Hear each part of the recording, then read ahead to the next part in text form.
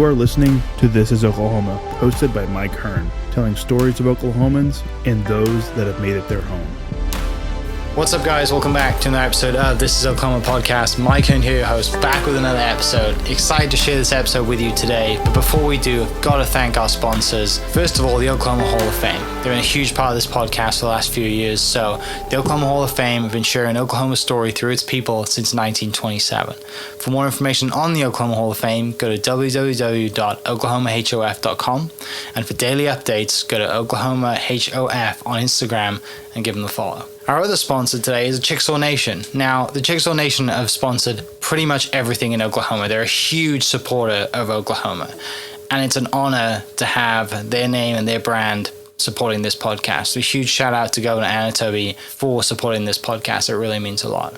Our third sponsor is Diffie Ford Lincoln down in El Reno. Now, this one makes me so happy because these guys are great friends of mine, play a lot of golf together. I've bought my cars from them, do most of my oil changes down there, have a cup of coffee, hang out down in El Reno. It's a good spot to go. And not only are they great friends, but they provide a great service. So for over 60 years, third generation family owned Oklahoma business down in El Reno. They're also in Bethany as well. So people in the Bethany area know the Diffies really well. But if you're looking for anything new, used, Ford, Lincoln, or whatever, I'm sure they could find anything you want. Check them out, diffieford.net, and then on Instagram at diffiefordlincoln.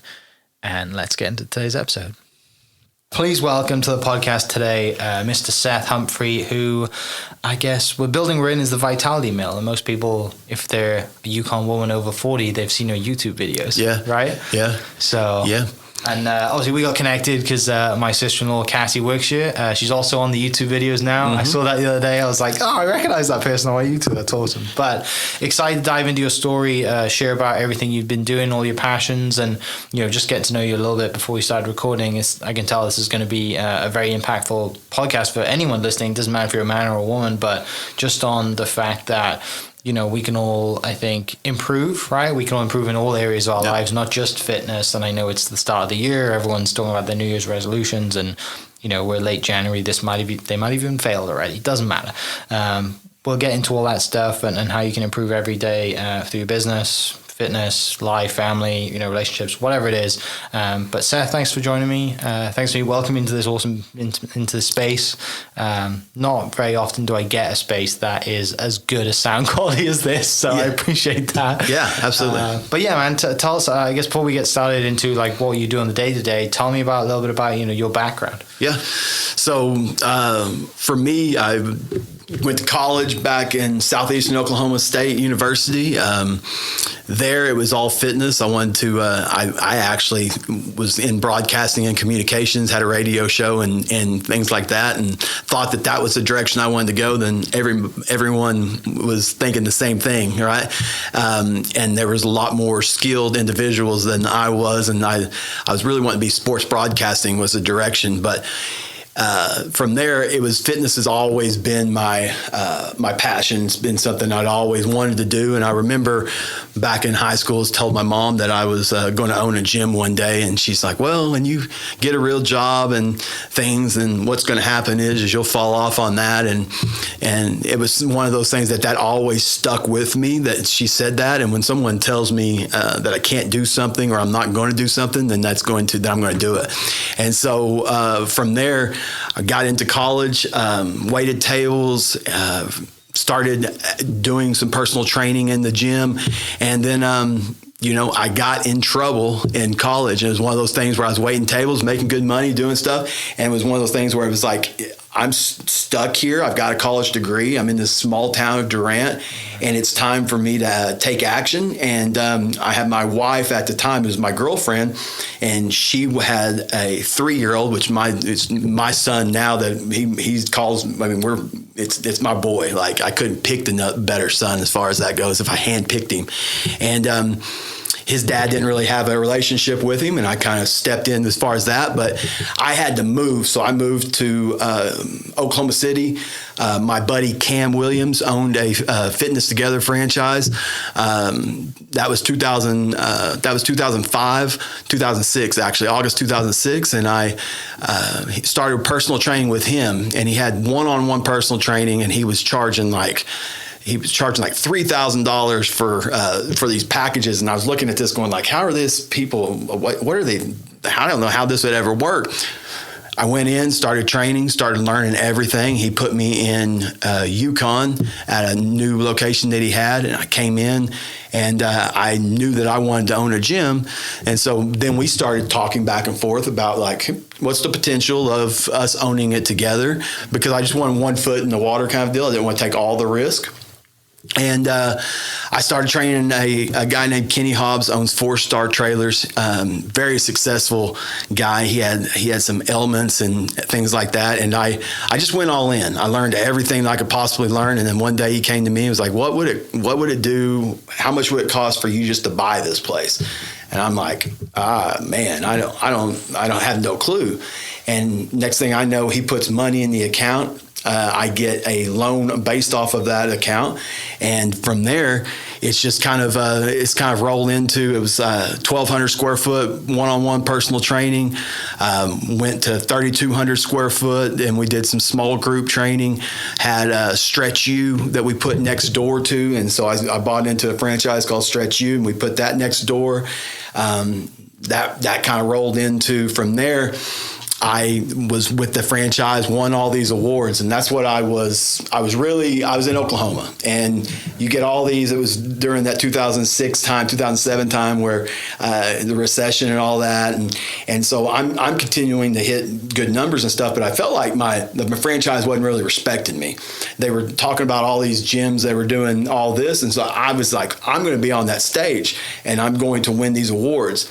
And next thing I know, 2013, I hired some coaches, and those coaches kind of started pointing me in the right direction. And the next thing from there, in 2014, I grew my business 43%. I got on the stage, won all the awards. Everybody was, coming up to me, asking me how I did this, how to do that. And I finally had thought that like I'd reached what I wanted. And I got done, and I was like, I got this goofy glass award, and I busted my butt to get to this point. And now what? I'm the heaviest I've ever been, stressed out, working with clients I don't even want to work with. And that's when everything started to change.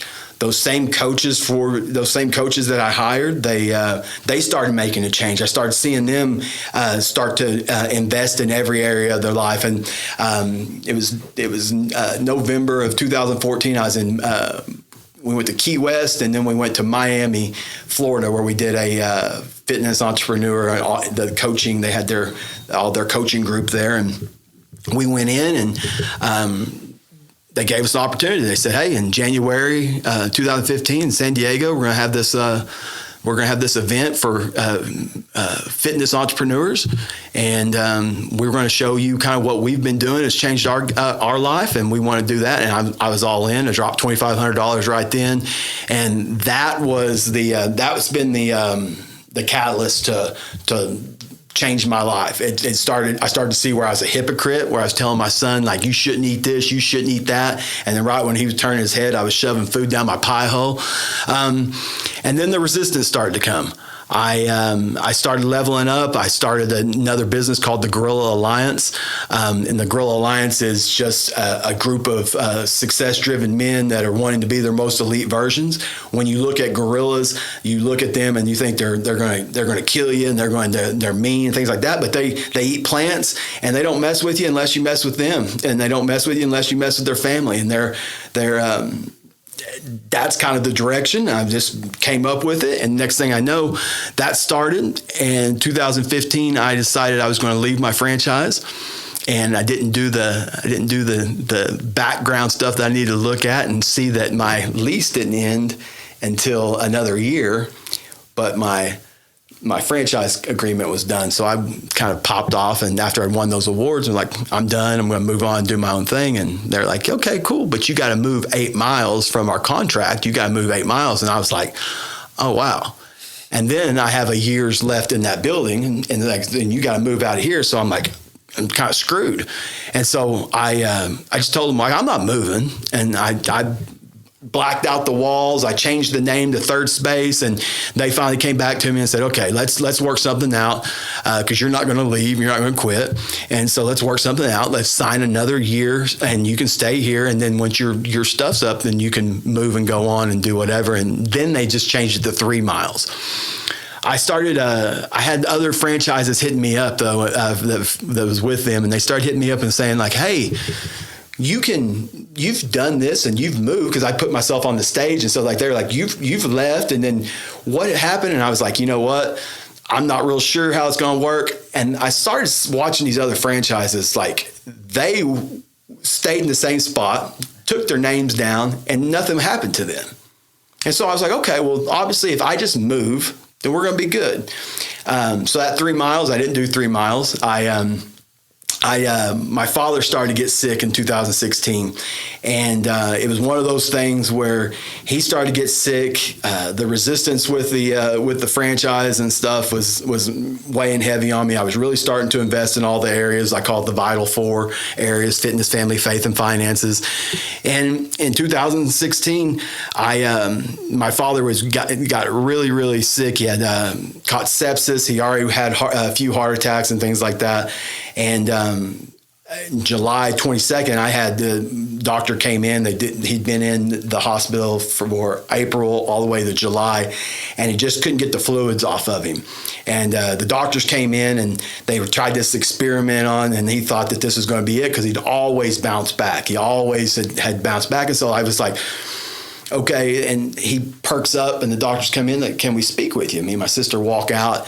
And as we walk out, he basically says, we've done everything, and the fluid's not coming off. And that's pretty much our last hope.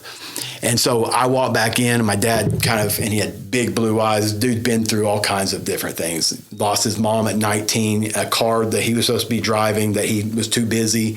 She had a seizure and died in the car wreck. And so, like, he never talked about it. 2007, his best friend and his blood brother, just lived about 100 yards from him on the same land.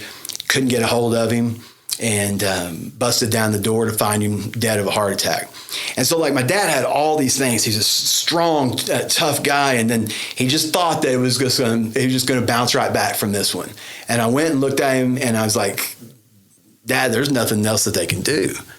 And that look is something that I remember every day. And so from there, I went, and I had to take my mind off of it. I was leaving. My franchise agreement was up that year, and I just was like, I'm going to do something different. I didn't move the 3 miles. I'm kind of hard-headed. I bought a 10,000 square foot building, and I went on Facebook and said, here's what I'm going to do, and this is what I'm going to build, and it's going to be called this. And the franchise saw it. And so they come and they go, well, you didn't move 3 miles. And so for 18 months, I now own a 10,000 square foot building, which it costs a pretty good chunk of money. And next thing I know, I've got secret shoppers coming in every day. I've got them. They're trying to catch me in the act. And they couldn't do it because we had 10,000. And I was putting multiple businesses in, so you can't stop me from running businesses as far as that stuff goes. And 18 months, I went through that part of that, and it was one of those things where it was just on a daily. I would wake up and I would tell myself a story of, you're going to lose it all.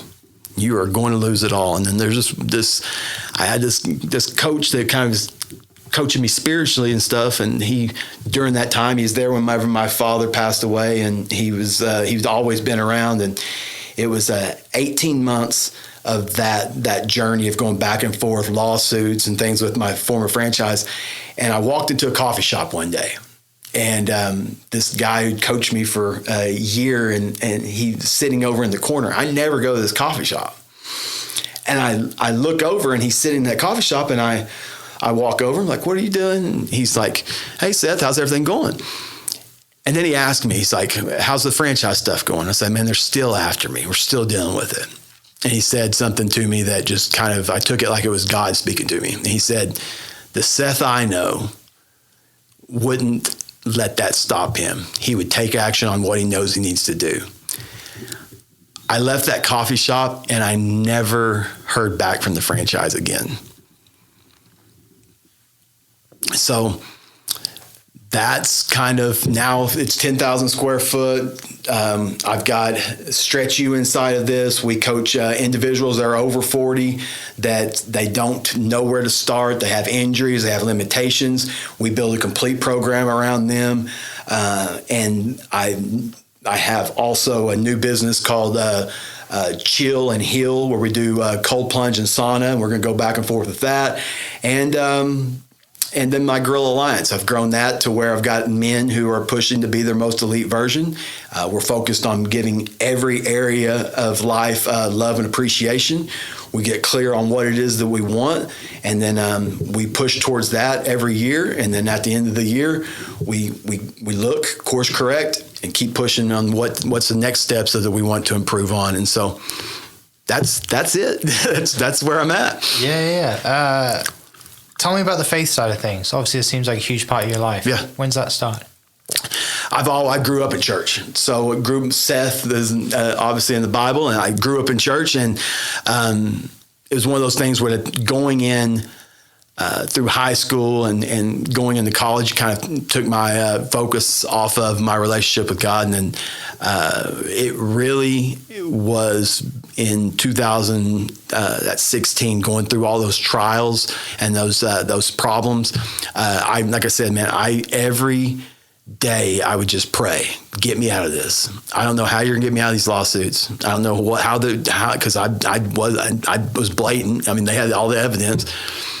And I just like, get me out of this. And from there, like, I do what I say I'm going to do. That's my core value, number one. That's what and so from there is like, I told him, when you get me out of this, then I will. And so with that, man, it's like with the Grill Alliance, we have led a lot of men who didn't have a great relationship or didn't really know what that relationship looked like for them. And so that's where it's at now as far as that goes. I go to Trinity here in Yukon, been there for the last 3 years, and my pastor and his wife actually work out here with us. And so, yeah. Yeah, it's a great position to be in, right? When you're in a position where you're out here and you're helping people physically, right? But then also when you're adding the faith side of things, and you sit down with them, have a deep conversation. Where do you want to take this? And you talk about faith, family, fitness, and finances, like how this can really help out, not just for your body type and how that can change and how you feel when you look at yourself in the mirror, but everything else that you encompass as well. Like it. I'm not surprised that you're successful at what you do when you because if you were just, we're just going to make you look good, then you're going to have return. You're not going to have the same people coming in every single day. And that's still been the transaction. That's still been the struggle. I remember 2015 when I was really getting into those 4 areas and really diving into that. And I went to my staff and I had seminars inside them and I was telling them, here's what we're going to do. And they looked at it more of as like, well, I don't need help I'm good with my relationship. I'm good with this. And so they looked at it as more work. And so that's really where the Grill Alliance started, because I was just like, well, okay, they're not going to go in and do, and people think I'm crazy as far as that stuff goes. That's kind of what kept me from going insane probably. And I said like, okay, well, you're not going to do that. Then I'll just create something over here.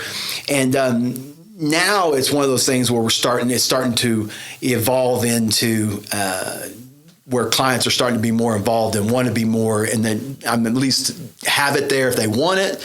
If they want to come just to the fitness side of it, but if you're struggling and you come to me, then I'm going to point you in the right direction, tell you what you need. Yeah. I mean, you're right. It's a tough conversation to have, right? When someone comes to you and says, they just say, hey, if you need help, then we have this, but it's. Especially, you go fitness, you go finances. No one likes to talk about their finances. Yeah. No one likes to talk about what they look like in the mirror, especially out loud to a stranger or someone who owns a gym. Like you're really targeting really personal areas. But once you build that trust, right? And like I said, it'll take time. And then you build an environment that makes it comfortable for people to have those conversations. Yeah. it's a lot different when they come to you rather than you saying, hey, how's your relationship going? I like saw your husband didn't look at you the way that he should have, or your wife gave you the stare the other day. Like, everything okay? Like, it's a little different, isn't it? Well, that's the problem with the Guerrilla Alliance is like men don't want to, like, they think they got it all figured out, right? And so, like, that's been my struggle as far as finding the right men who realize that, like, every area needs that attention and that appreciation. And if you don't have that every area, like I was saying earlier with you when we're talking off air, was like, if you have a table and that table has 4 legs, then it's sturdy if it has 4 legs. 1 leg, not so sturdy. 2 legs, not so sturdy. 3 legs, and that's what you see with a lot of men is they do really well in the fitness area, and then their finances are off. They do really well maybe with faith and family, and their fitness is off. And so, like, it's that how do you make it where you can win in every area as far as that stuff goes? And what you were talking about there with the clients is when they come to me, it's like, we got to get to the facts. Everybody wants to talk about their feelings, and they want to they want to get mad or get frustrated or whatever and go right into the feelings. But if we don't ever talk about the facts, then it don't really matter what your feelings are, because then you're just an emotional, you're just being emotional. But if you can actually get to the facts of, this is where I'm at, this is what I struggle with, now we can start to put together okay, well, these are the facts. How would it make you feel if you started hitting this? What would your focus need to be on? And then what would the fruit be? Yeah. Tell me about, obviously in the story that you told, there's a reoccurring theme of, like, coaches and mentors. Mm-hmm. And I think that's something that is really important, because then, you're a coach to a lot of people as well. Mm-hmm. But tell me about kind of the decision to seek mentors, seek coaching, and always kind of decide that, hey, I can always improve, and leveling up, and how that has helped your business grow. Yeah. So real simple. I believe that if you're a coach and you don't have coaches, then you don't believe in coaching. And so for me, it was like, I see individuals that have what I want. And if you look at it like Disney World, you go to Disney World, they have the fast pass. Like, I don't want to wait in the line. Like, if you got the results that I want, I will pay you in my time, in my energy, in my focus, in my money. I'll pay you to get to the front of the line. And if you show me what to do, I'll get it done every single time. And so for me, it's been like, with the first, it started fitness. Okay, well, I need help with my fitness. We're hitting this number and I can't get past that. That bled over to my coaches, and I respected them. I saw them start to change, and that bled over into, like, being a 4-dimensional man and being able to have a gamify my life in every area to focus on. That's then gone into marketing, to being able to have help there, to all the way across the board, spiritual coach, to you name it. I got a nutrition coach now. I have a fitness coach that actually writes my workouts up. I have business coaches that help me in certain ways. And so across the board, like, that's just what I believe. If you don't believe in coaching, then you're not. If you're a coach and you don't have coaches, then you don't believe in coaching. Yeah. The other thing that you mentioned as well is, like, you thought you were going to be in sports broadcasting, and people who listen to this will know you, probably won't be surprised at that at a young age, because you're very comfortable in front of a camera, right? And obviously the videos you make and the marketing that you've done. If you look back and you think, man, that young kid that wanted to be in sports broadcasting, what led you to want to be in sports broadcasting when you were a kid? I remember, like, when like the NFL draft and things like that would come on, it's like I was glued to it. I was like, before the internet was like, I would write down every pick. And, like, I remember my friends back in middle school and high school, and, like, they would just pull out, like, baseball cards, and they would say, where did this person go to college? What position they play, who they play for, and I would just be able to left and right. And so it was like, it was a unique ability that I had as far as that stuff goes. And I thought, like, now I look at it, I know that God was pointing me in that direction with sports and broadcasting, that would set me up to today be able to sit in front of you confidently with a video on and be able to do that. Now that happened at first, like, I just saw today in my memories, a video pop up and that it's cringeworthy, right? But it's one of those things where if you just continue to, just like with anything, you just continue to show up, you're going to get better and better. Just like you talked about with the podcast, it's like you do it and then it's like, oh, this is awful. And then you go, the next thing you know, it's like, oh, look what happened now. We're interviewing governors and things like that. So yeah, no. The other thing, obviously, you have that super impactful moment with your dad, right, in the hospital. But growing up around your dad, sounds like your dad was a big entrepreneur as well. Yeah. So it's always, when I interview people who are entrepreneurs, it's of no surprise that their mum or dad was that figure for them as well. Yeah. It's very, not very uncommon, but for the most part, if you grow up and your parents work 9 to 5, you're probably going to work 9 to 5 as well, right? Yeah. So tell me a little bit about kind of what you remember of dad growing up and the entrepreneur in him that obviously inspired the entrepreneur in you, and then just going on and how that's progressed. Yeah. So even with that, my mom was a realtor and very, very good at that. And so I watched how she took care of people. Like she'd bend over backwards, almost to a fault, taking care of people. Now with my dad, he woke up every day and he loved what he did. And so my mom would say, like, you and your dad are alike, where you have chosen a path where it's something that I don't look at, like coming in to the Vitality Mill and getting on a coaching call with my clients. I don't look at that like work at all. Now there's stresses as far as like looking at the bank accounts and trying to do all that, and with your sister-in-law and my staff, and making sure that I can provide so they can live the life that they love. And so with my dad, it was like I looked at the things that he did, they did really, really well. And just like with coaching, it's like I looked at things he did really, really well, but I'd also looked at things he didn't do very well. And the things he didn't do very well was like I had baseball, basketball, football games. He had sales. He's a cattle rancher and bought and sold cows.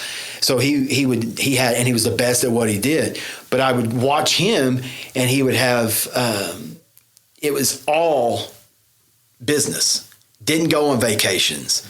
Didn't go to my games and things like that. Great dad. He was doing the best that he could. He learned how he learned from his dad. And so it's one of those things where my son plays college football, and like this last year, we went to every game. Like we did 6 to 7 hour drives. We went to every game. It's like, I'm not going to miss that stuff. So for me, it was like watching what he did and having that for him, having his purpose and his mission to help. For me, it was like, okay, now I see what you did there, and I like that. But if we don't give that same love and appreciation to all the other areas, then what are we actually doing? And so that's why with that relationship, we're having to look at him. It was like one of those things where like, I am not going to make that same mistake. And if I can use my father's name now and have that as a story to be able to help other men to look at and realize that like this life is ticking and it's going to be over, and you're going to look at it and you're going to think that you're really successful now.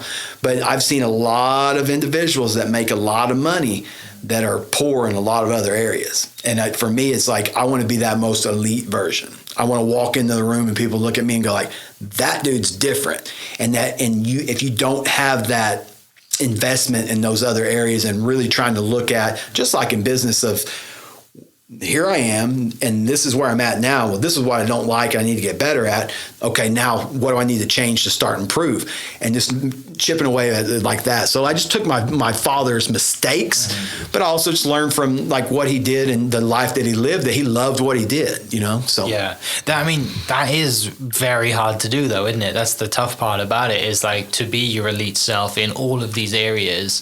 I think the thing with it, I know I definitely struggle with, and it might just be a man thing, but we generally try to take on too much than we should do, right? Rather than just focusing on a few things and doing them the best we can, right? I think we all just, we can do this, we can do that, and then you're letting someone down.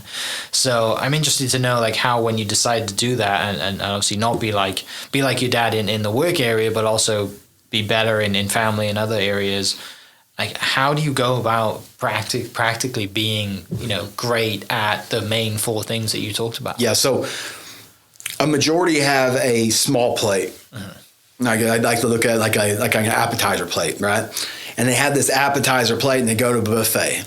And they go to the buffet and they just pile all the favorite foods on it. And if they walk back to the table, they're dropping food everywhere and people are looking at them as far as that goes. For me, it's like we need a larger plate. Stress isn't going anywhere. And I look at that as like all the things you add to your plate, stress isn't going anywhere. So at first, to be able to produce like we need to be able to produce, we have to be in power.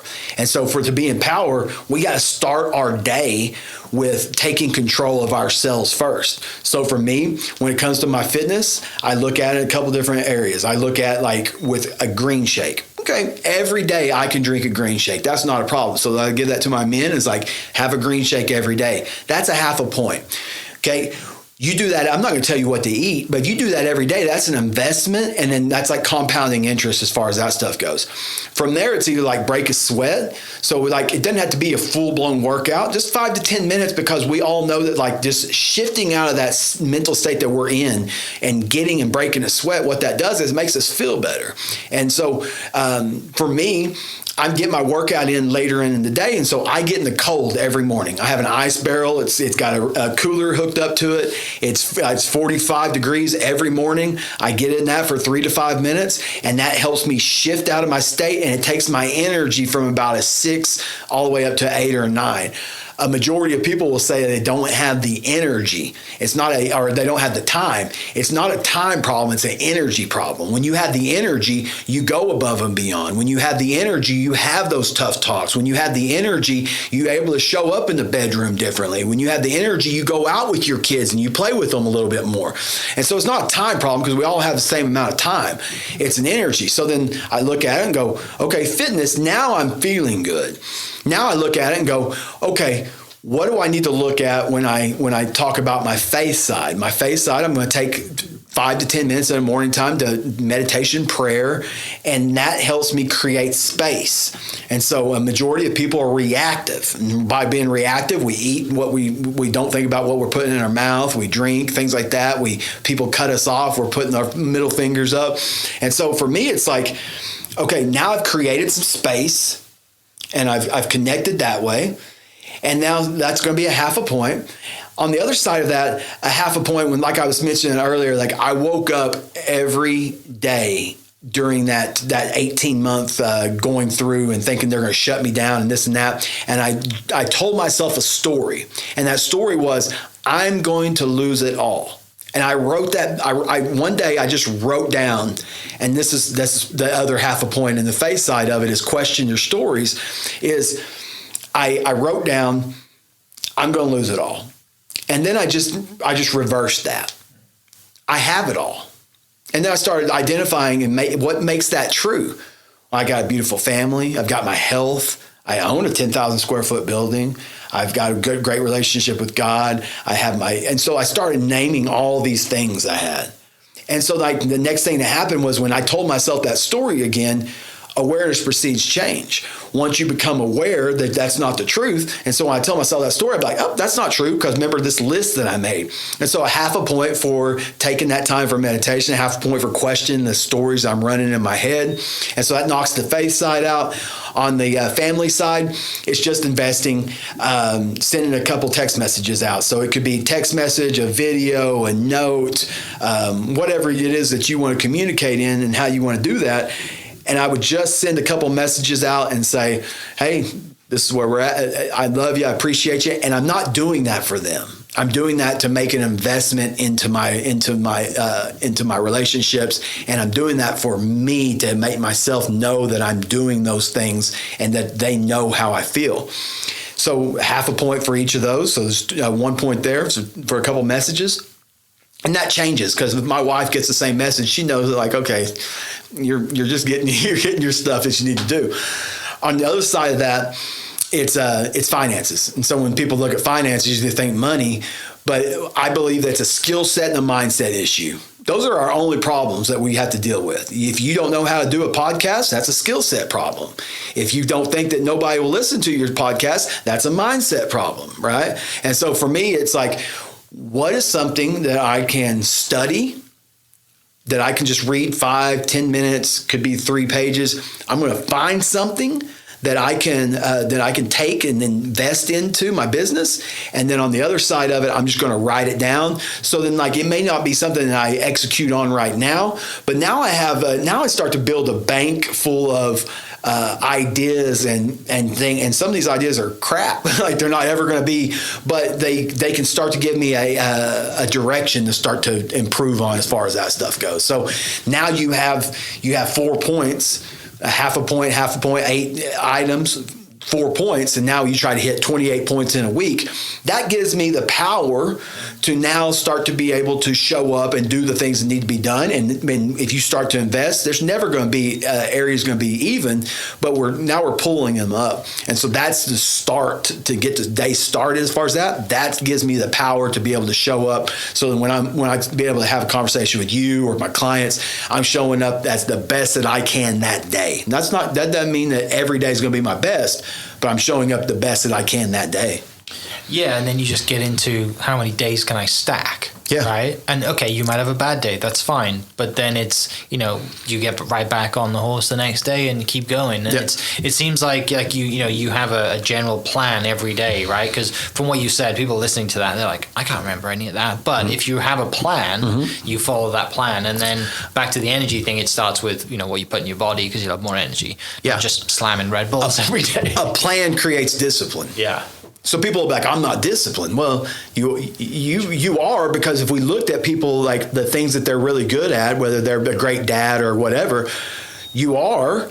You just have to have the plan to be able to put it into play. When you have a plan, then you can create some discipline around that. But majority don't have a plan in all the other areas. And so that goes with the next part of it is like, okay, now when I start my year, and that's something that Cassie and my staff has gone through this past couple of weeks that we went over, is like, okay, this is where I want to go this next year. And I'm setting targets that I'm like, that looks impossible for me to get there, right? How the heck am I ever going to do that? And these are the facts of where I'm starting at now. And so, like, this month, these are the items that I need to start. So, like, at the end of 2023, I want to be caffeine free. And so when I look at that right now, it's like, well, you drink a cold brew every single day. Like, you enjoy that. So then I start to look at it and go, okay, this month I allow myself to have 2 cold brews. So I'm going to have 8 cold brews over the course of the month. Okay. Then the next month I'll course correct that and go, okay, now you've got that done. Now what? Okay, now I'm going to cut it down to 1 cold brew. So that's 4 cold brews in a month. And it just goes from there as far as that goes. Yeah. Yeah, because it's like, if you dive into it, say, right, I'm going teetotal now, I'm not going to have any, you're going to, like most people who probably start their New Year's resolutions, they're sore, and they hate their life, they don't like eating salad a week in, and they think, they go hard. It's like the 75 hard. You've heard 75 hard. So I've done it, so 75 hard is a great program for discipline. Yeah. But what people do is they try to do these things hard. And hard's never going to get you where you want to go. It's not going to get you those sustainable results, because what happens is willpower will run out. And if you're basing it off just willpower, then it's going to run out and you're going to be stuck in the same position you are. So I just had a guy the other day that was like a couple months back, and he lost like 80 pounds like in doing 75 hard. But then what happens is that's a challenge. After that challenge is over with, guess what? Went back to his old ways. He wanted to have cheat meals again, but now he's not moving as much as he used to move. And so then next thing you know, he put 65 of those pounds right back on. And so it's just let's simplify it and quit thinking that everything has to be hard. But we've been wired as men, as success-driven individuals, that hard will get you the results you want. It's not hard that will get you the results. It's that simple, sustainable consistency. If you can just stay consistent, that's why I tell you all the time, it's like, I'm not the smartest dude in the world, but talking about consistency, there's nobody that will outdo me as far as that, because I'll show up every single day and I'll get a little bit better. And that's what you were talking about. It's like, there's going to be problems, there's going to be issues, there's going to be struggles. Now let's start to look at it and go like, okay, there's a problem. Okay, what happened? Why is that a positive? What's the simple lesson I can learn from that? And how can I relate that simple lesson back to my fitness? How can I relate it back to my family? How can I relate it back to my finances? And how can I relate it back to my faith? And now we have a way to be able to go, okay, I'm learning a lesson from that. But then also that takes it where I have a little bit of content too, right? So I can take that and I can go share that on social media. So every morning when I've done that questioning my thoughts and really diving into the stories I'm telling myself, I'll have a revelation or an insight. And every morning about 7 a.m., if you go to my Facebook page, I've put some type of insight on there. And so then people will see that and they'll be like, oh, but that just came from my revelation. Because I'm a little bit weird this way as far as like, you look at the Bible. The Bible was just men who had stories from their experience. That's all it was. And so like recently, my pastors asked me to go to Egypt to speak at a CrossFit gym and to share my faith, but to be able to do it in a way that I can't verbalize and be able to say, you need to do this. But he asked me that, and at first he starts telling me about ISIS is like 10 miles away and all this crazy stuff, and I'm like, and it hit me, and I'm like, that's what faith's all about.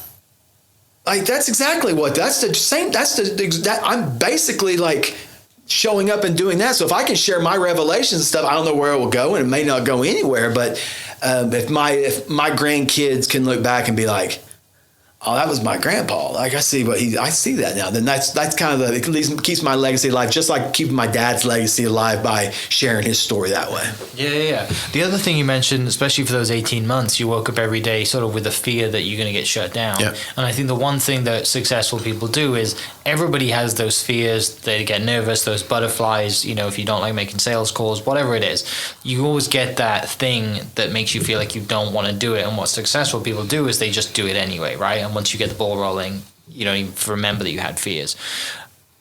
My question, though, is how do you explain that and get the average person that walks in here today, regardless if it's fitness or if it's business or anything else, how do you train them to do that, right? Because for us, like, I hate making sales calls.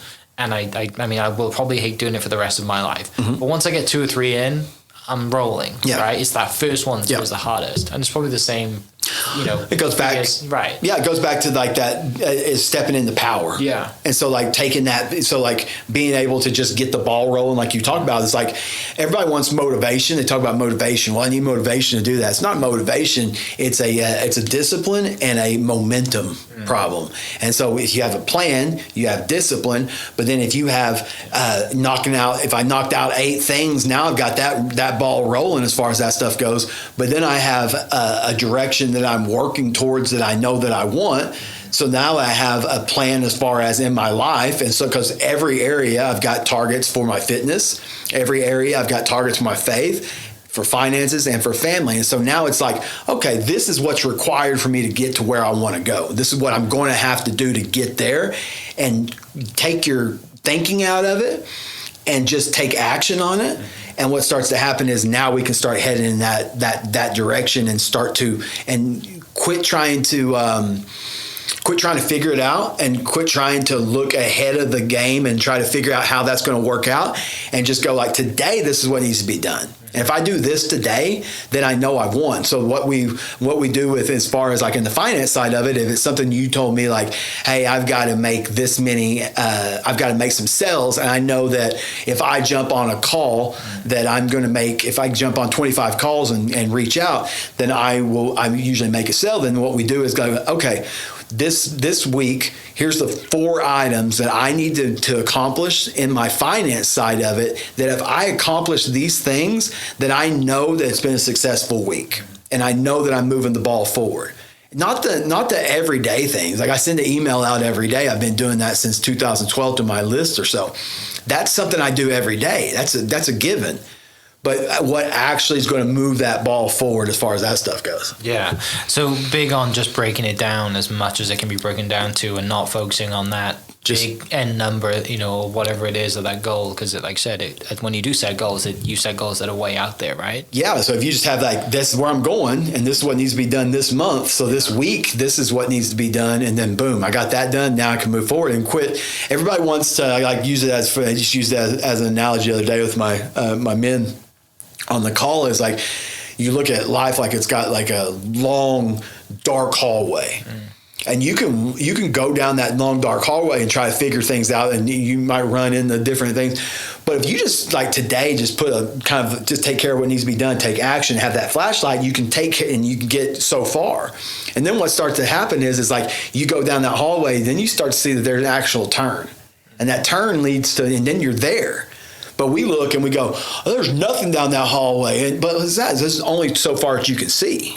So just do today what needs to be done, and now you can start to win that long term as far as that goes. Yeah, definitely. And like I said, then that applies to everything in life, right? Like, everything. You know, when you look at, for the example, people are training for the marathon right now. Yeah. 26 miles is a scary distance. Long, yeah. And that's why they have the couch to 5K. Let's just run the 5K right now. Yeah. Outside, obviously away from the business stuff, what else, like, you've got to have some downtime, I'm sure. Like what? Which I'm sure, knowing you now for about 40 minutes, is that downtime still productive. Yeah. But whether that's with the kids or whatever. But what makes you tick? Creating a life I love. Okay. I don't really need any. My wife. We're going to hang out. We're going to do things. Going and watching my son play football. While I still be able to do that, I love doing that. But for me, it's like I have items that I need to do, and they're not things that I have to do. And so when you have that, it's one of those things. Like sports is another one. We're going to watch. I'm look forward to the divisional playoffs this next year or this next week, as far as that stuff goes. So I know that that's something I'm going to enjoy, to be able to sit back and stuff. But man, I've got to keep moving. I think so many people are bored, and that's why when you're bored, that's when they start making decisions that aren't in line with what they really want. They eat too much, they drink too much. I give a damn about how I feel. And if I don't feel good, it's going to impact everything. And so like, I'm going to still hit my things and do all the things I need to do. So it may be I'm going for just a simple walk with my wife, but I'm getting my steps in at the same time. And so like, I don't want it to sound like I don't have fun at all, because I do, but it's one of those things where like, when you create a life you love, you don't need a vacation from that. And that's what I learned from my dad as far as that stuff goes. So he didn't go on vacation. Like, he didn't do any of that stuff. And that was also the other side of it. There was a downfall of his as well, right? Yeah. And so it's like, we're going to have fun. We're going to have that. But I'm also setting targets with that as well, of saying like, hey, you know what? At the end of every quarter, let's go on vacation and stuff so we can back off, and let's go with that. And this last little bit with my son, it was like, me and my wife would go to, like, he'd play in Arkansas. We'd go to Broken Bow, and we rent a place in Broken Bow, and we'd make a weekend of it as far as that stuff goes. And so it was like, we're getting to invest in him, but at the same time, we're able to have a little bit of fun and break away as far as that stuff goes too. One thing, and this is kind of just me thinking about, one thing that I generally struggle with is that people work, 40, 50 years in a business, they retire, and then they're 65, done. And that's what irritates me, right? Is like, they're working to retire, but then they're the oldest they've ever been, and they have now nothing to do, and their body's not great. I have conversations with this about my wife. I'm like, I think the big thing that gets people in 9 to 5 jobs is security, the insurance, whatever it is, right? I mean, when you own a business, I know you can own a business and it's full time. However, you build a team, you do it the right way, and that's one thing I love about what I can do, is that I'm never worried about calling someone saying, can I get a day off? Right? Yeah. But then also, I'm never going to probably retire from doing this podcast unless I lose my voice. Yeah. I'm just interested on your thoughts on that too as well. I think that's when I think people have created where they've got that there's an end. There's no end. It doesn't stop. It doesn't stop until it does stop. And so I see it all the time with like success-driven guys or success-driven individuals who like to retire. And then it's not too far after they retire that they're done.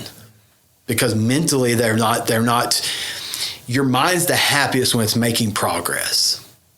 And so like, you've got to always be showing it progress, and always. And so like, for me, it's about evolution about just continuing to like, it will be always be different. You know, I don't plan on working, but like I said, if you create a life that you love to do, like, and things that takes, you know, it takes where you have to take some action and do some hard things and make some decisions that at that time you don't really know why you're doing it, that lead to that though too. And I think people are so caught in the day-to-day that they don't ever really think about what the life that if they could create a life that they actually loved and do what they do on a daily basis, kind of like you said with the podcast, then that's where they're going to be stuck. Yeah, and then it's too late, right? Or they might have a family or they bank it all on their kids, right?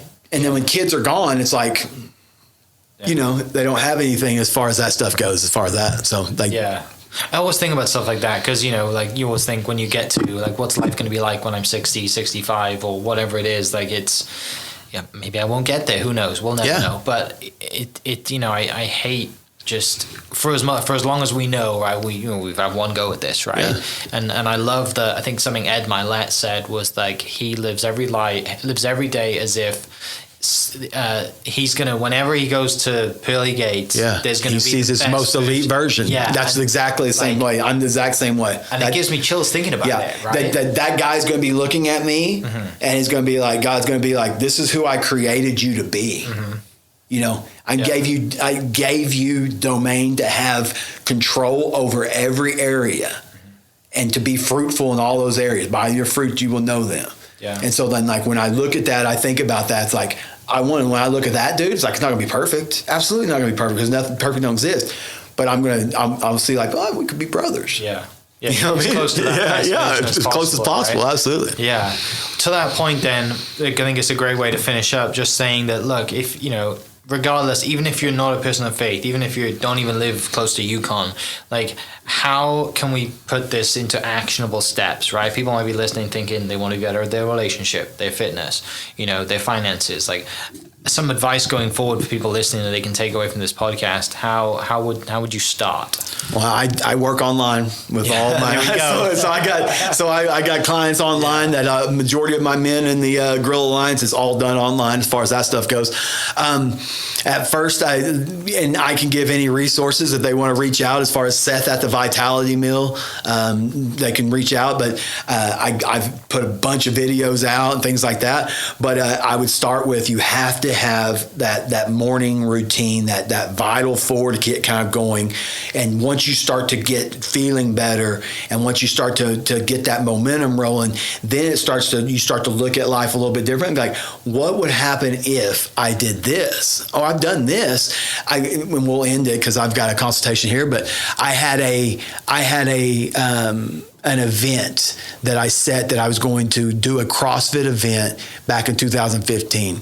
And I set this CrossFit event, and I don't do CrossFit. It's not my favorite. I don't love it at all. And it's like, I'm anti-CrossFit. But I was like, why am I so anti? So I'm going to go in and I'm going to join this event at the end of it. And so for 90 days, I went in and I went to this CrossFit, and I walked in and they were like, hey, what are you here for? What do you want to do? You know, the whole spiel. And I said, I'm going to win this event in 90 days, and I need to start working on CrossFit. And they're like, oh, you may just need to be able to get on this, just get on the pedestal, like winning first. Oh, you're not going to be able to do that. And I said, okay. I went and I busted my butt. It was on a Super Bowl Sunday. I remember I was playing my son basketball, and I came down on his ankle. I'd never sprained my ankle before, and my ankle was just done. And so I had that event still about a month and a half out. My wife and everybody was like, Seth, you don't have to. And I continued to work around that, because there's always going to be a problem or issue. I continued to work through that. And when I continued to work through it, I got to the event. And my ankle had no mobility in it. I was doing some of the stuff with on the tip of my toes, because I couldn't put my foot all the way down. And then at the end of that event, I've done really, really well. And they had the final event. And the first thing you had to do was box jumps. And I haven't even jumped off of this foot. And so I'm like, I'm not going to win this event because of that ankle and this and that. And I went, and at the end of it, I did the best I could. and I'm pissed. Like I'm leaving, and I'm like, I did all this, and then now this because of that. Okay, whatever. And they're like, what are you talking about, man? CrossFit they take all these numbers and all these events, and then they can accumulate it, and then the final is just a piece of it. And I was like, oh, okay, well, I'll stick around then. I won first place. I left that event, and I was like, what if I would never have done it? I don't think that I would be where I'm at today as far as that stuff goes, because that unleashed something in me that let me see, like, dude, you got a lot more in you than you even know you do. And so that's kind of where I would answer that. Awesome. Well, for people listening, I'll put the links to Seth's businesses in the description. You can go check that out. And thank you for almost an hour of your time, man. I really appreciate it. Absolutely, man. It was great. Awesome. So people listening, we'll catch you next episode. Cheers. Hope you guys enjoyed that great episode. Thank you so much for listening. As always, huge shout out to our sponsors, the Oklahoma Hall of Fame, sharing Oklahoma story through its people since 1927. For more information on the Oklahoma Hall of Fame, go to www.oklahomahof.com and follow them on Instagram for daily updates at oklahomahof. Our other sponsor, the Chickasaw Nation, amazing sponsor. They do amazing things for the state, and they're always sponsoring something in Oklahoma. They're a huge supporter of Oklahoma, and without their support, we wouldn't be able to do what we do. Our third sponsor is Diffie Ford Lincoln down in El Reno. Now, this one makes me so happy because these guys are great friends of mine, play a lot of golf together. I've bought my cars from them, do most of my oil changes down there, have a cup of coffee, hang out down in El Reno. It's a good spot to go. And not only are they great friends, but they provide a great service. So for over 60 years, third generation family owned Oklahoma business down in El Reno. They're also in Bethany as well. So people in the Bethany area know the Diffies really well. But if you're looking for anything new, used, Ford, Lincoln, or whatever, I'm sure they could find anything you want. Check them out, diffieford.net, and then on Instagram at diffiefordlincoln. Thank you for listening. We are inspired by those around us and hope that you are too. Make sure you subscribe to this podcast on your favorite podcast platform and leave us a review so we can keep telling your stories. For more great Oklahoma content, follow This Is Oklahoma on Facebook and Instagram.